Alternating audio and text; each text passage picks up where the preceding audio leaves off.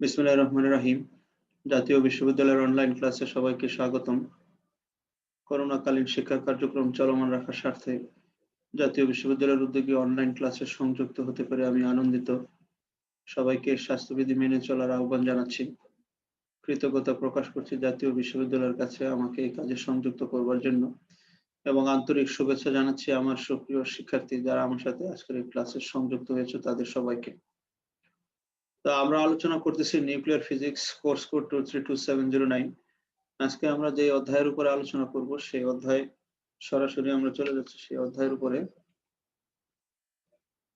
আমরা বিকিরণ উদ্ঘাটক অথবা রেডিয়েশন ডিটেক্টরস এর উপরে আলোচনা করব। ডিটেক্টরস বা উদ্ঘাটক বলা হয়, মানে যিনি উদ্ঘাটন করতে পারেন। তাহলে শুরুতেই আমরা এই অধ্যায়ের কন্টেন্টস গুলো একটু জানি। ইন্ট্রোডাকশন বা শুরু ভূমিকা তো থাকবেই। Ionisation chamber, proportional counter, Geiger Muller counter, solid state detectors, scintillation detectors. মানে এগুলো সবগুলাই এক একটা ডিটেক্টরস যেগুলোর নাম আমি বললাম। আয়নাইজেশন চেম্বারও একটা কাউন্টার আছে, প্রপোর্শনাল কাউন্টার আছে, একটা টাইগার-মুলার কাউন্টার আছে, সলিড স্টেট ডিটেক্টরস আছে, আর সিন্টিলেশন ডিটেক্টরস আছে। আমরা একটু বিস্তারিত আলোচনায় যাই। তাহলে প্রথমে আমরা জেনে নিই যে এর আগে যে দুইটা অধ্যায় আমরা আলোচনা করছি সেখানে আমরা ভূমিকা না বলে ব্যবহার করছিলাম কেন হয়, গামা বিকিরণ কেন হয়, আলফা বিকিরণ কেন হয়, বিটা বিকিরণ কেন হয়, সেটার হেডলাইন আমরা ইন্ট্রোডাকশনে দিতে পারতাম, যেটা এখানে দেওয়া হয়েছে। যে বিশেষ ব্যবহারিক ব্যবস্থার মাধ্যমে নিউক্লিয় বিকিরণ হতে বিভিন্ন অজ্ঞাত বা জ্ঞাত মৌলিক কণিকা অনুসন্ধান করে বের করা হয় তাকে বিকিরণ উদ্ঘাটক বা রেডিয়েশন ডিটেক্টরস বলা হয়। যে বিশেষ ব্যবহারিক ব্যবস্থার মাধ্যমে, আওয়াজ পাচ্ছি, তোমরা কি পাচ্ছ? নাদিয়া আফরিন, আওয়াজ পাচ্ছি, কথা হচ্ছে। এই আমার ক্লাসটা আবার বোধহয় গেল। আচ্ছা বলেছি তো, কিন্তু করছে না। আচ্ছা, আবার পড়ছি আমি। যে বিশেষ ব্যবহারিক ব্যবস্থার মাধ্যমে নিউক্লিয় বিকিরণ হতে বিভিন্ন অজ্ঞাত বা জ্ঞাত মৌলিক কণিকা অনুসন্ধান করে বের করা হয় তাকে বিকিরণ উদ্ঘাটক বা রেডিয়েশন ডিটেক্টরস বলা হয়। ডিটেক্টরস এর বিষয়ে যে দুই তিনটি কথা আছে সেগুলো হচ্ছে, the detector is a fundamental base in all practice with ionizing radiation। অর্থাৎ আয়োনাইজেশন করতে পারে বিকিরণের দুইটা ক্যাটাগরি আছে, একটা আয়োনাইজিং রেডিয়েশন আর একটা হলো নন আয়োনাইজিং রেডিয়েশন। যারা আয়োনাইজেশন করতে পারে সেগুলো আয়োনাইজিং রেডিয়েশন, এবং আয়োনাইজিং রেডিয়েশনের সব প্র্যাকটিস মানে সব কিছুতেই ডিটেক্টরস হচ্ছে একটি মৌলিক বিষয়। Detector is a fundamental base in all practice with ionizing radiation. Knowledge of the instrument potential মানে এই ডিভাইসের কার্যক্ষমতা জানা যত জরুরি, as well as their limitation is essential, এবং তাদের সীমাবদ্ধতা কি সেটা জানাও খুবই জরুরি for proper interpretation of the measurements। বিকিরণের হিসাব নিকাশ করার জন্য এটা কতটা দক্ষ সেটা জানা যেমন জরুরি, ঠিক তেমনি এটার কি কি সীমাবদ্ধতা আছে সেটা জানাও জরুরি। আমরা আলোচনা করতেছি ডিটেক্টর সম্পর্কে দুই এক কথা। ডিটেক্টর মেটেরিয়াল, এখন ডিটেক্টর তৈরি করা হবে যে পদার্থ দিয়ে, সেই পদার্থকে বলা হয় ডিটেক্টর মেটেরিয়াল। এখন এমন পদার্থ নিতে হবে যার মধ্যে বিকিরণ এসে পড়লে সে রেসপন্স করে। নানান ধরনের রেসপন্স হইতে পারে। এখন যার উপরে এসে বিকিরণ পড়লে সে কোনো রেসপন্স করে না, সেটা দিয়ে বিকিরণ মাপা যাবে না। তাহলে সেই সকল বস্তুই বিকিরণ তৈরিতে ব্যবহৃত হবে যে সকল বস্তুর উপরে নিউক্লিয়াস থেকে আগত বিকিরণ এসে আপতিত হলে সে কোনো না কোনো একভাবে রেসপন্স করে, যা খুব স্বাভাবিকভাবে দৃষ্টিগোচরে আসে। সেই সব পদার্থগুলোকে ডিটেক্টরস ম্যাটেরিয়ালস বলা যাবে। তাহলে any material that exhibits measurable radiation related changes can be used as detector for ionizing radiation। মানে হিসাবযোগ্য বা গণনাযোগ্য বা পরিমাপযোগ্য চেঞ্জ হবে যার মধ্যে বিকিরণ এসে পড়লে, সেই সকল পদার্থকেই ডিটেক্টর ম্যাটেরিয়ালস বলা হয়। কি কি চেঞ্জ হতে পারে বিকিরণ এসে পড়লে? চেঞ্জ অফ কালার্স মানে তার রং পরিবর্তিত হতে পারে, কেমিক্যাল চেঞ্জেস বা রাসায়নিক পরিবর্তন আসতে পারে, এমিশন অফ ভিজিবল লাইট, কোনটার উপরে হয়তো তেজস্ক্রিয় বিকিরণ এসে পড়লো, আমরা দেখবো যে সেখান থেকে দৃশ্যমান আলো বের হচ্ছে, ইলেকট্রিক চেঞ্জেস। এই যে বৈশিষ্ট্যগুলি বলা হলো। এই চেঞ্জগুলো হবে যে সকল পদার্থের মধ্যে বিকিরণ এসে পড়লে সেই সকল পদার্থগুলো বলা হবে ডিটেক্টর ম্যাটেরিয়ালস। ডিটেক্টর টাইপস বা ডিটেক্টরের প্রকারভেদ, আমরা ডিটেক্টর টাইপস ডিটেইলে আলোচনা করব। তা এখানে ডিটেক্টর টাইপস গুলা কি কি আছে দেখো, এই সংক্ষেপ 3 ভাবে আমরা ডিটেক্টরের টাইপস গুলো আলোচনা করব। দেখো, number 1 counters, gas filled detectors, scintillation detectors. Number 2 spectrometers, এর আওতায় আছে scintillation detectors, solid state detectors. Dosimeter, gas filled detectors, solid state detectors, scintillation detectors, thermoluminescent detectors, film.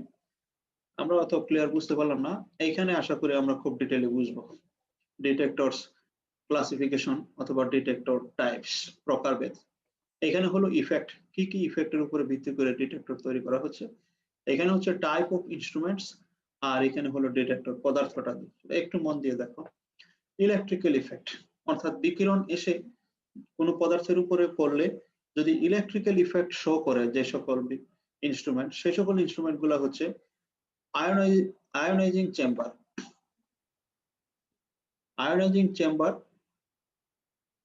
চেম্বারে যে পদার্থটা ব্যবহার করা হয় সেটি হচ্ছে গ্যাস।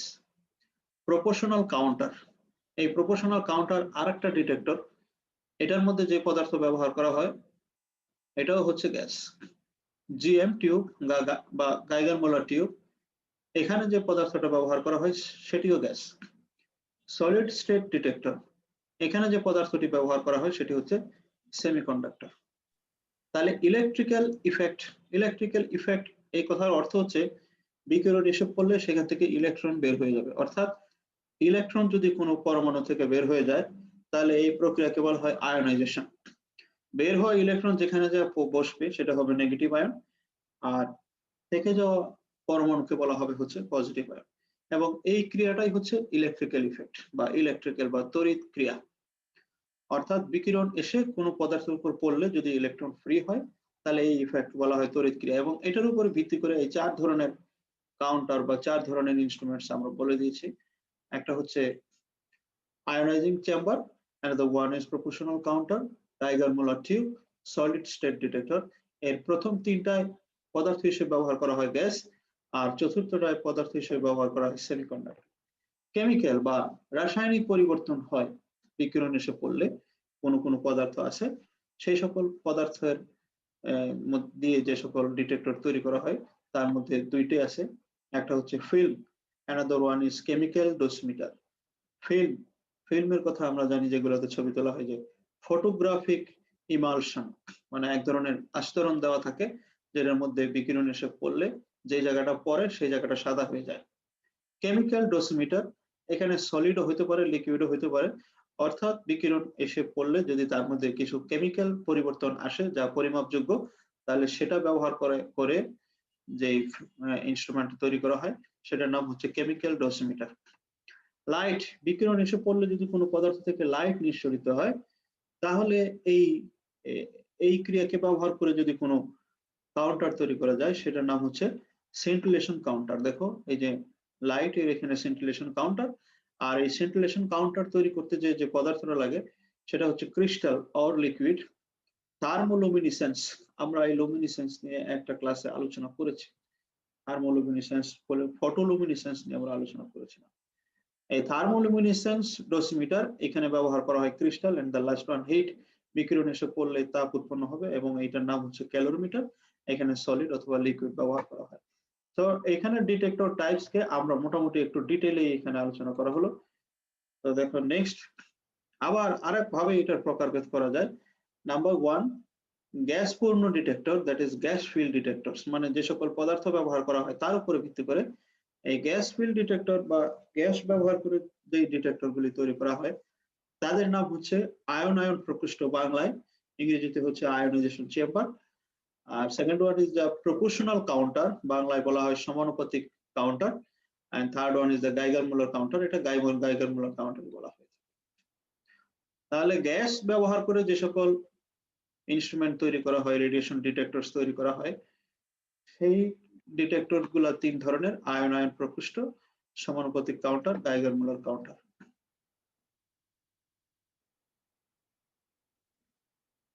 একটা হলো গ্যাস গেল, অ্যানাদার ওয়ান সেন্টিলেশন ডিটেক্টরস, অর্ধপরিবাহী ডিটেক্টরস, নিউট্রন ডিটেক্টরস, পথরেখা ডিটেক্টরস। পথরেখা ডিটেক্টর হচ্ছে বিকিরণ যে দিক দিয়ে যাবে সেই জায়গাটা উদ্ভাসিত হবে বা বোঝা যাবে যে এই দিক দিয়ে বিকিরণ গেছে। যদি এই ধরনের ডিটেক্টর আমরা পথরেখা দ্বারা আইডেন্টিফাই করি তাহলে এটাকে বলা হবে পথরেখা ডিটেক্টর।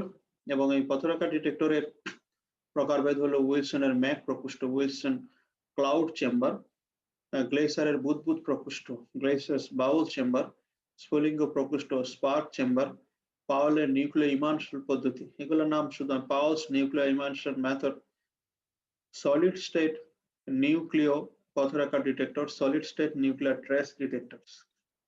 আর সবার শেষে হচ্ছে চেরেনকোভ ডিটেক্টর বা চেরেনকোভ ডিটেক্টর। সেগুলো আমরা ক্লাসিফিকেশন করলাম। এখন আমরা একটু বিস্তারিত আলোচনা করার চেষ্টা করব। তোমরা একটু মন দিয়ে যদি এই আলোচনা শোনো তাহলে অবশ্যই তোমাদের উপকার হবে। প্রথম গ্যাস ফিল্ড ডিটেক্টর, এবং আমরা বলে আসছি যে গ্যাস ফিল্ড ডিটেক্টর হচ্ছে কয়েক ধরনের, তিন ধরনের। একটা আয়নাইজেশন চেম্বার, একটা প্রপোর্শনাল কাউন্টার, আর একটা হলো জিএম কাউন্টার। আমরা পর্যায়ক্রমে সবগুলাই আলোচনা করব। আজকে আমরা সব পারবো না, আজকের ক্লাসে হয়তো আমরা আয়নাইজেশন চেম্বার কাউন্টারটা নিয়ে মূলত আলোচনা করব। তাহলে গ্যাস ফিল্ড পূর্ণ ডিটেক্টরের বৈশিষ্ট্য হচ্ছে যে এখানে গ্যাসকে মূল পদার্থ হিসেবে ব্যবহার করে আমরা ডিটেক্টর গুলো তৈরি করব। এখানে কার্যকরী পদার্থ হচ্ছে গ্যাস। তাহলে গ্যাস ফিল্ড ডিটেক্টরে কি করা হয়? একটি গ্যাস পূর্ণ সাধারণ ডিটেক্টরের চিত্র নিচে দেওয়া হয়েছে, আমরা চিত্রটা দেখবো একটু পরে। চিত্রটা দেখি, কথাগুলি একটু পড়ে নিচ্ছি। এই ডিটেক্টরটি সিলিন্ডার আকৃতির, যার ভিতরের দেয়ালে ধাতব প্রলেপ থাকে এবং ক্যাথোড হিসেবে কাজ করে, এবং সিলিন্ডার আকৃতির নলের অক্ষ বরাবর একটি ধাতব সরু দণ্ড থাকে যা অ্যানোড হিসেবে কাজ করে। এই যে চিত্রটা এখানে দেওয়া আছে, দেখো এটা একটা টিউব, এই যে এয়ার ইজ এ টিউব। এই টিউবের এটা হচ্ছে উইন্ডো, এটা রেডিয়েশনের দিকে মুখ করে ধরতে হয়, এদিক দিয়ে বিকিরণ এটার ভিতরে প্রবেশ করে। আর ভিতরে যে পদার্থটা আছে সেটা হচ্ছে গ্যাস। আচ্ছা, এখন এই যে ওয়াল আছে, এই যে টিউবের ভিতরের দিকে যে ওয়াল, এই ওয়ালটা ক্যাথোড হিসেবে কাজ করে। এখানে ধাতব পদার্থের, দেখো এই যে ক্যাথোড টান দেওয়া আছে, that is that portion of that wall is known as cathode. Cathode হইছে কারণ এটা আমরা ব্যাটারি যেটা ব্যবহার করব, এই ব্যাটারির নেগেটিভ টার্মিনাল এখানে কানেক্ট করছি বিধায় এটা ক্যাথোড। আর পজিটিভ টার্মিনাল, এই যে মাঝখানে সরু চিকন একটা ধাতব তার থাকে, এটা হচ্ছে anode, since we connect the positive terminal of the battery to the wire. সেই জন্য এটা হচ্ছে অ্যানোড আর এটা হচ্ছে ক্যাথোড। এখন ক্যাথোড থেকে যে তার আসলো, অ্যানোড থেকে যে তার আসলো, দেখো আউটার সার্কিট একটা রোধ আছে এবং আর একটা ক্যাপাসিটর আছে, আর এখান দিয়ে আউটপুটটা নেওয়া হবে আর এর এগেইনস্টে। এবং কতটুকু কি হলো আমরা বিস্তারিত পরে আলোচনা করতেছি। দ্যাট ইজ গ্যাস ফিল্ড কাউন্টারে আমাদের একটা টিউব থাকবে, টিউবের ভিতরে গ্যাস থাকবে, এক পাশ একটা বিকিরণ ঢোকার একটা উইন্ডো থাকবে, এই উইন্ডো দিয়ে বিকিরণ ঢুকবে, ঢুকে ভিতরে কি কি ঘটনা ঘটবে সেগুলো আমরা আলোচনা করতেছি। এখানে গ্যাস আছে, এখানে ভোল্টেজ আছে, এই হলো ক্যাপাসিটর আছে, রেজিস্টর আছে, এই হলো সার্কিট। এটা হলো চিত্র। এখন এখানে ভিতরে কি ঘটনা ঘটতেছে সেগুলো আমরা এখানে আলোচনা করব বিস্তারিত ভাবে, আশা করি বুঝতে পারবে। এখানে ডিসি হাই ভোল্টেজ অ্যানোড এবং ক্যাথোড সি এর মধ্যে এবং সমান্তরালে যুক্ত ধারক এবং রোধক আর এর মধ্যে প্রয়োগ করা হয়। এই যে এখানে ডিসি হাই ভোল্টেজ, দেখো এটা অনেক তীর চিহ্ন দিয়ে বোঝানো যাচ্ছে যে এটা চাইলে আমি কমাইতে বাড়াইতে পারি পরিবর্তন, এবং এই ভোল্টেজটা ডিসি এসি ভোল্টেজ নয়, এটা অ্যানোড এবং ক্যাথোডের মধ্যে প্রয়োগ করা হয়েছে থ্রু ক্যাপাসিটর এন্ড রেজিস্টর। দেখো ক্যাপাসিটর এবং রেজিস্টর প্যারালালি কানেকশন আছে, এখান থেকে যে কানেকশন এখানে আছে, এই কথা এখানে বলা হয়েছে ডিসি ভোল্টেজ প্রয়োগ করা হবে। এখন কি হয় ঘটনা, এই কথা এখানে বলা হচ্ছে যে যখন কোন রেডিয়েশন, আমরা রেডিয়েশনের মধ্যে তিন ধরনের পড়ছিলাম, একটা আলফা, আর একটা বিটা, আর একটা হচ্ছে গামা। এবং আমরা বলে দিয়েছি আলফার আয়নাইজেশন পাওয়ার অনেক বেশি, বিটার আয়নাইজেশন পাওয়ার আলফার চেয়ে কম, গামার আয়নাইজেশন পাওয়ার আরো কম। আলফার পেনিট্রেটিং পাওয়ার বা বেদন ক্ষমতা খুবই কম, বিটার বেদন ক্ষমতা আর একটু বেশি, আর গামার বেদন ক্ষমতা অনেক বেশি। অর্থাৎ যার আয়নাইজেশন পাওয়ার বেশি তার বেদন ক্ষমতা কম। এখন যাই হোক, যখন কোনো রেডিয়েশন গ্যাস ফিল্ড নলের উইন্ডো দিয়ে প্রবেশ করে, তখন নলের অভ্যন্তরে যে নিষ্ক্রিয় গ্যাস অণু আছে তার সাথে সংঘর্ষে লিপ্ত হয়, সেটা আলফা হোক বা বিটা হোক বা গামা হোক। গামা তো আমরা বলছি গামা যখন যায় তখন তিন প্রক্রিয়ার শক্তি নিঃশেষ করে, ফটো ইলেকট্রিক ইফেক্টে ইলেকট্রন ফ্রি হয়, তারপরে কম্পাউন্ড স্ক্যাটারিং পেয়ার প্রোডাকশন।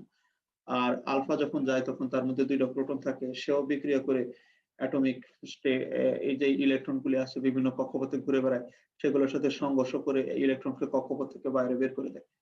আর বিটা পার্টিকেল যখন যায় তখন একই ঘটনা ঘটে। তার মানে যখনই ইন্টারঅ্যাকশন হবে তখনই নিউক্লিয়াসের আউটার শেল থেকে অথবা ভিতরের দিকের শেল থেকে, এটা নির্ভর করবে কোন ক্রিয়া হচ্ছে এখানে, ফটো ইলেকট্রিক বা যারা যাচ্ছে আপতিত হচ্ছে তাদের শক্তি কত। মুদ্রা কথা হলো ইলেকট্রন এখান থেকে বের হয়ে আসবে, আর ইলেকট্রন বের হয়ে আসা মানে হচ্ছে আয়নাইজেশন, অর্থাৎ এখানে নেগেটিভ আয়ন হলো পজিটিভ আয়ন হলো, প্রডিউস হয়ে গেল নেগেটিভ আয়ন এবং পজিটিভ আয়ন। তো আমি যদি ভোল্টেজ প্রয়োগ করে দেই তাহলে তো অ্যানোড ক্যাথোড অ্যাক্টিভ হয়ে গেল, ফলে ক্যাথোডের দিকে যাবে হলো ধনাত্মক আর অ্যানোডের দিকে যাবে হচ্ছে ঋণাত্মক চার্জযুক্ত ইলেকট্রন, অর্থাৎ ভিতরে যা আয়নাইজেশন হলো সেই আয়ন গুলা অ্যানোড এবং ক্যাথোডের দিকে তাদের এক ধরনের মুভমেন্ট শুরু হবে, তারা চলতে শুরু করবে।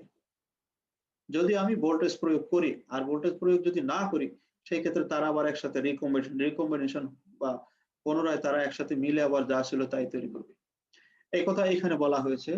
আয়ন সমূহ জেনারেট হওয়ার পর মানে তৈরি হওয়ার পর যদি পুনর্মিলন বা রিকম্বাইন করার মতো যথেষ্ট সময় পায়, সময় পেয়ে গেছে তারা, তাহলে তারা মিলিত হয়ে পুনরায় গ্যাস পরমাণু গঠন করে। আর যদি যথেষ্ট ভোল্টেজ প্রয়োগ করা হয়, অ্যানোড এবং ক্যাথোডে যদি ভোল্টেজ প্রয়োগ করা হয় এবং আয়নগুলোকে সংগ্রহ করা হয় এবং আয়নগুলোকে সংগ্রহ করতে বেশি সময় না লাগে, তাহলে এই আয়ন মানে এই চার্জগুলো ক্যাপাসিটরের মাধ্যমে সংগৃহীত হয়। অর্থাৎ অ্যানোড এবং ক্যাথোডে যদি আমি ভোল্টেজ প্রয়োগ করে ফেলি মোটামুটি মানের, যারা আয়নকে অ্যাট্রাক্ট করার মতো পাওয়ার রাখে, তাহলে এই আয়নগুলো আর রিকম্বিনেশন না হয়ে তারা অ্যানোড এবং ক্যাথোডের দিকে চলবে এবং অ্যানোড এবং ক্যাথোডের ভিতর দিয়ে যায় ওই তারা ক্যাপাসিটরের ভিতর দিয়ে গমন করবে। নেক্সট, এখন কতগুলো আয়ন কালেক্ট হবে, আয়ন তো প্রডিউস হয়েছে, এর ভিতরে কতগুলো আয়ন কালেক্ট হবে বা কি হবে সেটা totally depends on the voltage applied. কি পরিমাণে ভোল্টেজ আমরা প্রয়োগ করেছি অ্যানোড এবং ক্যাথোডের মধ্যে সেটার উপরে নির্ভর করবে কি পরিমাণ, যে কত আয়ন তৈরি হলো আর কতগুলা অ্যানোড এবং ক্যাথোডে যায় কালেক্ট হলো। আমি যদি অল্প পরিমাণে ভোল্টেজ অ্যাপ্লাই করে রাখি তাহলে নিশ্চয়ই সব আয়ন কালেক্ট হবে না, কিছু কিছু রিকম্বিনেশন হয়ে যাবে। তো এখন এই applied voltage versus count rate যদি আমরা একটা প্লট বা গ্রাফ প্লট করি তাহলে এই গ্রাফের মধ্যে আমরা 5টি অঞ্চল পাবো। আমরা একটু দেখি এই 5টা অঞ্চলের কি অবস্থা সেটা একটু দেখি নেই। যে এখানে একটা ফিগার আছে, এখানে একটু দেখো, এই পাশে যারা আছো তোমরা বেশ মনোযোগ সহকারে ক্লাস করছো, আই এম ভেরি হ্যাপি।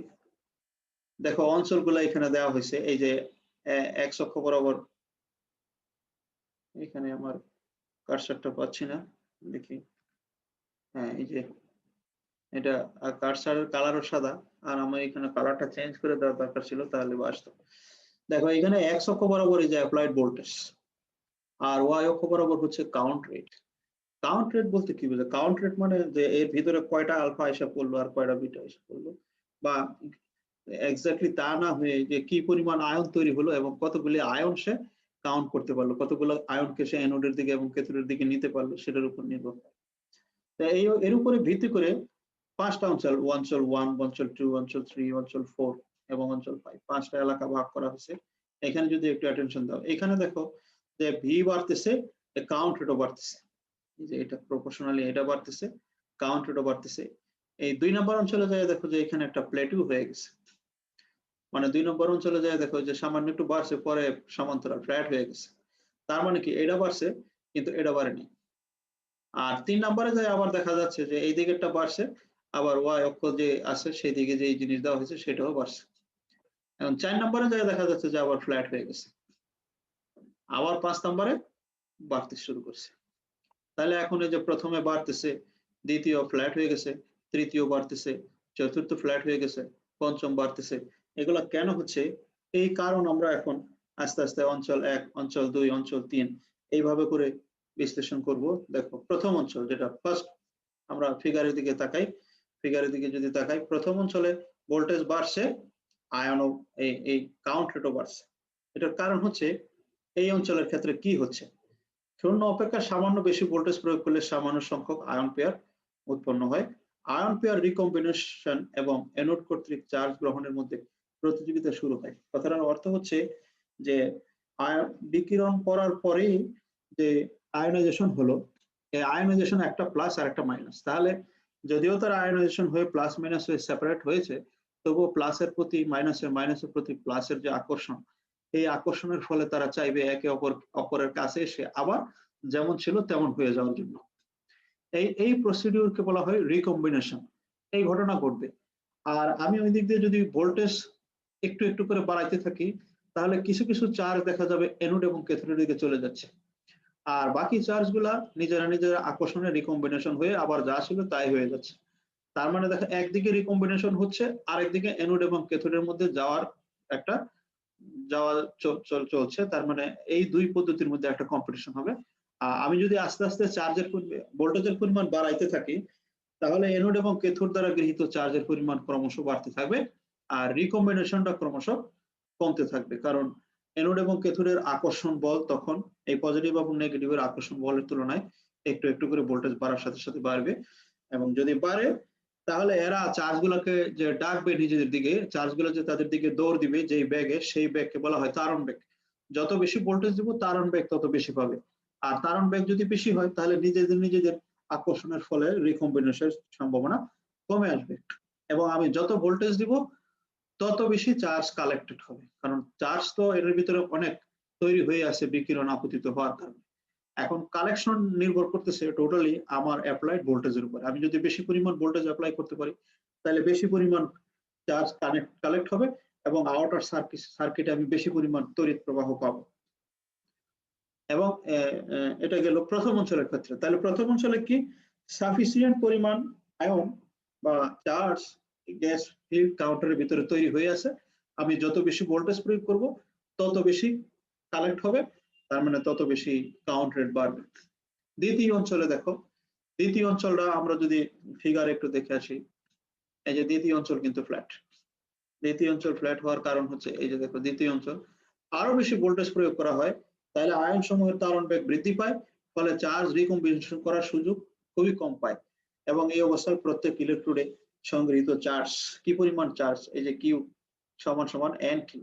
এখানে এন হচ্ছে চার্জ বাহকের সংখ্যা, মানে কতগুলো ইলেকট্রনের অ্যানোড দ্বারা সংগৃহীত হলো, আর কিউ হচ্ছে প্রত্যেকটি চার্জ বাহকের চার্জ, মানে প্রত্যেকটি ইলেকট্রনের চার্জ। তার মানে টোটাল কিউ হচ্ছে এন ইন্টু কিউ। এবং ভি সমান সমান আমরা জানি ক্যাপাসিটরের ক্ষেত্রে, যেহেতু একটা ক্যাপাসিটর লাগানো আছে, ভি সমান সমান হচ্ছে কিউ বাই সি। এটা কিন্তু তোমাদের জানা কথা, second year electricity and magnetism চ্যাপ্টারে কোর্সে এই ধারকত্ব সম্পর্কে বিস্তারিত আছে, এবং সেখানে আমরা জানি যে V is equal to Q by C. আর আগের স্লাইডে আমরা দেখিয়েছি যে কিউ সমান সমান হচ্ছে N into small Q by T. এবং এই অঞ্চলকে স্যাচুরেশন রিজিয়ন বা আয়োনাইজেশন রিজিয়ন বলা হয়। স্যাচুরেশন রিজিয়ন আমি খুব ভালো করে তোমাদের ব্যাপারটা বুঝাই বলছি। স্যাচুরেশন মানে হচ্ছে কি, যে ফার্স্ট রিজিয়নে তুমি ভোল্টেজ বাড়াইলে কাউন্ট রেট বাড়ছে, কিন্তু সেকেন্ড রিজিয়নে যাওয়ার পরে ভোল্টেজ বাড়াইলে আর কাউন্ট রেট বাড়ে না। এই জন্যই তো এটা ফ্ল্যাট হয়ে গেছে। এই যে এখানে যে জিনিসটা দেখো, এই যে এটা ফ্ল্যাট হয়ে গেছে, মানে কি এটা বাড়ে কিন্তু এটা বাড়ে না, কাউন্ট রেট বাড়ে না। কারণ কি, কারণ হচ্ছে এই পরিমাণ ভোল্টেজ আগেই প্রয়োগ হয়ে গেছে, যে এই পরিমাণ ভোল্টেজে তার ভিতরে যতগুলো আয়ন তৈরি হয়ে গেছিল সবগুলাই কালেকশনে চলে আসছে। মানে এমন একটা ভোল্টেজ এই জায়গাটায় প্রয়োগ হয়ে গেছে অলরেডি, যেই ভোল্টেজ প্রয়োগ করলে এর ভিতরে যতগুলো আয়ন তৈরি হয়েছিল বিকিরণ এসে পড়ার কারণে, সবগুলো আয়ন ইতিমধ্যে সংগৃহীত হয়ে গেছে অ্যানোড এবং ক্যাথোডে। এখন যদি তুমি অতিরিক্ত ভোল্টেজ প্রয়োগ করো, তাহলে ভোল্টেজ প্রয়োগ করে লাভ কি, ভিতরে তো চার্জ নেই, ফলে আর কালেক্ট হবে কি, যেহেতু all the ions are collected, সেই জন্য বলা হচ্ছে স্যাচুরেশন, মানে এটা সম্পৃক্ত অবস্থায় পৌঁছে গেছে। হ্যাঁ হ্যাঁ, আমার সময় তো কমে গেছে, আমার তো কোনো কথাই বলা হয় নাই, আমি প্রথম দিকে সময় নষ্ট করে ফেলছি বেশি। দেখো আমার হাতে আর 9 মিনিট আছে। এনিওয়ে, দ্বিতীয় অঞ্চল, এই অঞ্চলকে স্যাচুরেশন রিজিয়ন বলা হয়। তৃতীয় অঞ্চল, প্রযুক্ত ভোল্টেজ নির্দিষ্ট মান অপেক্ষা বৃদ্ধি করলে আয়ন সংখ্যা আনুপাতিক হারে বৃদ্ধি পায়। এর কারণ তৃতীয় অঞ্চলে যায় যখন আমি ভোল্টেজ বাড়াবো, তখন অ্যানোডের দিকে যে ইলেকট্রন আসবে, সেই আসার পথে যে গ্যাসের অণুগুলো পাবে তার সাথে সংঘর্ষ হবে। সংঘর্ষ হওয়ার পরে এখানে সেকেন্ডারি আয়নাইজেশন হবে, মানে তার চলার পথে যার সাথে দেখা হবে তার সাথে ধাক্কা লেগে নতুন করে আয়নাইজেশন হবে। এবং এই আয়নাইজেশনের জন্য বিকিরণ দায়ী না, এই আয়নাইজেশনের জন্য দায়ী হলো অ্যানোডের দিকে দৌড়ে যাওয়া ইলেকট্রন। তাহলে যেহেতু নতুন করে আবার আয়নাইজেশন হচ্ছে, সেহেতু ভোল্টেজ বাড়াইলে আবার কাউন্ট রেট বাড়বে। তৃতীয় অঞ্চল, এবং একটি নির্দিষ্ট ভোল্টেজ পর্যন্ত এটা চলতে থাকে, যত ভোল্টেজ আমি বাড়াই তত কাউন্ট রেট বাড়ে ডিউ টু সেকেন্ডারি আয়নাইজেশন। এবং যেহেতু সমানুপাতিক হারে বাড়ে, সেজন্য এটাকে বলা হয় প্রপোর্শনাল রিজিয়ন। চতুর্থ, এই অঞ্চলে প্রযুক্ত ভোল্টেজ সাফিসিয়েন্ট হওয়ার ফলে আয়নগুলোর তারণ বেগ যথেষ্ট বৃদ্ধি পায়। প্রাইমারি আয়নগুলোর সংঘর্ষের ফলে সেকেন্ডারি আয়ন পেয়ার উৎপন্ন করে এবং এনোড দ্বারা কালেক্টেড চার্জ সংখ্যা বৃদ্ধি পায়।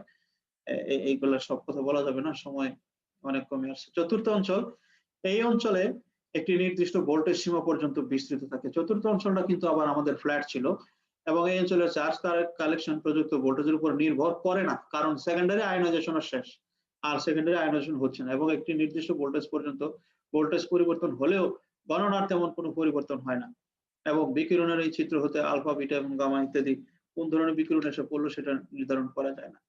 আর পঞ্চম অঞ্চল, that is our last region, এই অঞ্চলকে কন্টিনিউয়াস ডিসচার্জ রিজিয়ন বলা হয়। দেখো, সৃষ্ট আয়ন সমূহ উচ্চ তড়িৎ ক্ষেত্রের জন্য অতিমাত্রায় কাইনেটিক এনার্জি অর্জন করে এবং অনেক বেশি গতিশক্তি নিয়ে যে নলের দেয়ালের মধ্যে পড়ে, আর দেয়ালের মধ্যে এত জোরে আঘাত করে যে এখান থেকে আলট্রাভায়োলেট ফোটন শক্তি হিসেবে নির্গত হয়, ফলে নলটি একটু গরম হয়। সংঘর্ষ এবং আলট্রাভায়োলেট ফোটনের জন্য প্রচুর পরিমাণে সেকেন্ডারি আয়নাইজেশন সৃষ্টি হয় এবং একে কুইঞ্চিং বলে। কথাটা আবার বলে নিই, মানে অনেক বেশি এনার্জেটিক ইলেকট্রন যায় যখন দেয়ালের মধ্যে বা প্রোটন দেয়ালের মধ্যে পড়ে, ফলে ওখান থেকে ফোটন বের হয় এবং আরো অনেক বেশি সেকেন্ডারি আয়নাইজেশন তখন আবার নতুন করে তৈরি হয় এবং এটাকে কুইঞ্চিং বলা হয়। Next, type of gas filled detectors. Gas filled detectors এর প্রকারভেদ আমরা আগে বলছি, আয়নাইজেশন চেম্বার, প্রপোর্শনাল কাউন্টার, টাইগার মুলার কাউন্টার। এখন কিসের উপরে ভিত্তি করে এই নামগুলি করা হয়েছে? Types determined primarily by the voltage. আমরা একটু আগে যে ভোল্টেজের সাথে কাউন্টিং রেটের পরিবর্তন দেখছি, এই ভোল্টেজের উপর ভিত্তি করে এই ক্লাসিফিকেশন গুলো করা হয়েছে। Ionization chambers have wider range of physical shape. Proportional counters and GM counters must have thin wire anode, খুব পাতলা anode লাগে। Next, ionisation chamber. আমরা আয়োনাইজেশন চেম্বারটা আজকে বলার চেষ্টা করব, আমার হাতে 6 মিনিট সময় আছে। আয়োনাইজেশন চেম্বারের বৈশিষ্ট্য হচ্ছে simplest of all gas field radiation detector, যেগুলো আছে তার মধ্যে সবচেয়ে সহজ। An electric field 10 to the power 4 volt per meter is used to collect all the ions ionization produced by the incident radiation in the gas volume. মানে যে ভোল্টেজটা apply করতে হয় এনোড এবং ক্যাথোডের মধ্যে, তার মান হচ্ছে 10 to the power 4.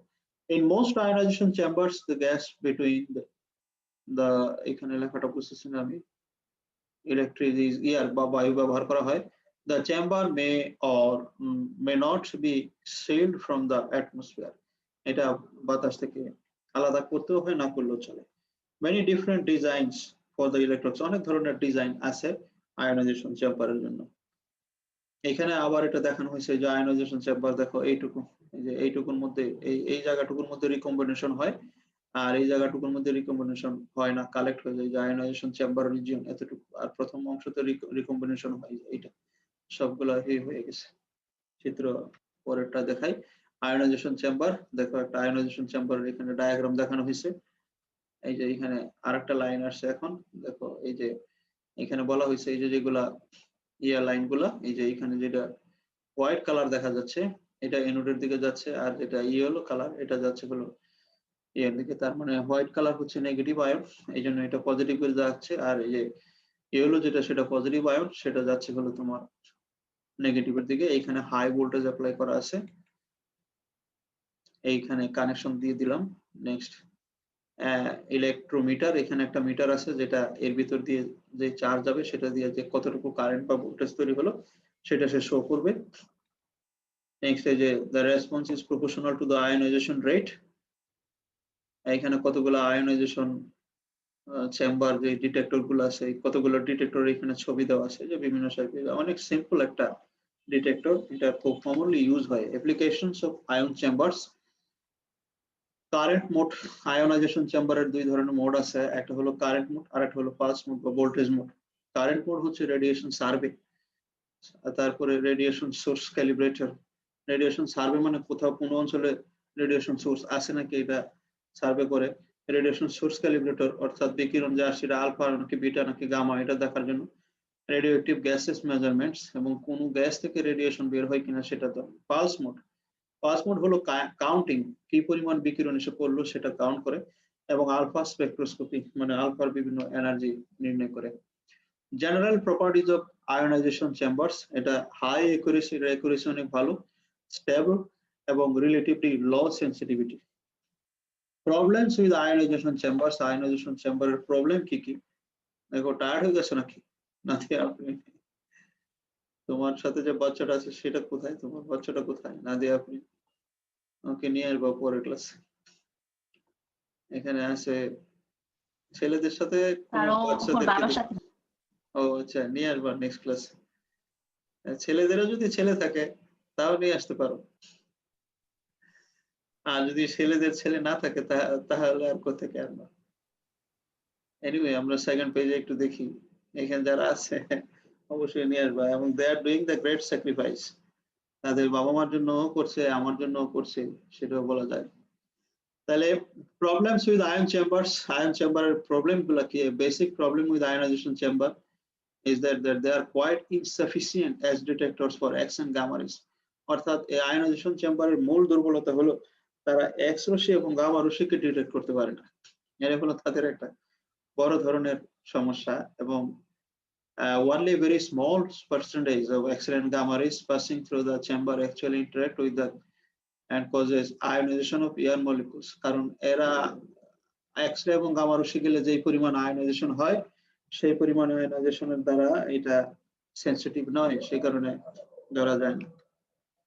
For X এবং gamma rays, their response changes with photon energy because photon absorption in the gas আর ফোটন এর ভিতর দিয়ে গেলে সে অ্যাবজর্ব করে ফেলে, সেই জন্য বুঝতে পারে না।